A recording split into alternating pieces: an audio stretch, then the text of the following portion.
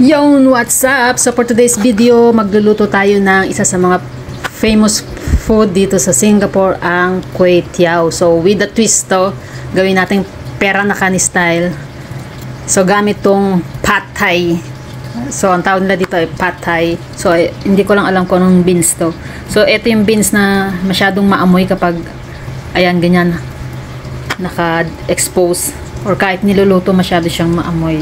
So, hinihiwa ko lang siya sa gitna, tinatanggal ko yung kudlit sa pinakagitna niya kasi mapait daw yung lasa niyan kapag hindi tinanggal. So, nagpainit tayo ng mantika, iprito natin itong scrambled egg. So, pang sahog din to na ilalagay ko mamaya.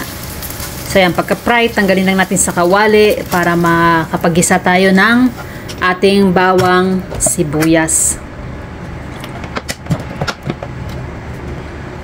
So, gisa natin yung ating bawang sibuyas plus yung ating karne, yung giniling. So, pwede rin yung ibang karne like chicken or prawn.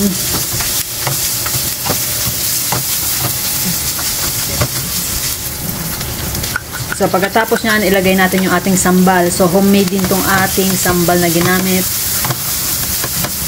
Ano siya? Yung may red chili, turmeric, lemongrass na giniling-giling, binilender. So, ayan, pagkagisa, lagay natin yung ating green beans. So, lagyan natin ng tubig or chicken broth para hindi matuyuan. So, madali lang tong patay iluto. Hindi mo kailangan patagalin kasi mabilis lang naman yan. So, kahit hindi siya talagang lutong-luto. So, pagkagisa, lagay natin tong ating kway teow noodles. So, binabad ko na siya sa tubig para matanggal yung sebo-sebo niyan. Medyo parang mamantika kasi yung mga kway teow noodles. So, kahit yung ibang noodles. So, bago natin gamitin. Yung iba, binablanch. So, yan, luto lang natin to konti kasi mabilis naman to lumambot.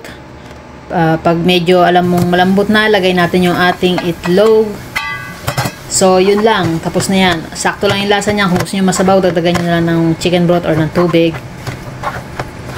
So, yun. Salamat sa panonood. Have a good day. Thank you.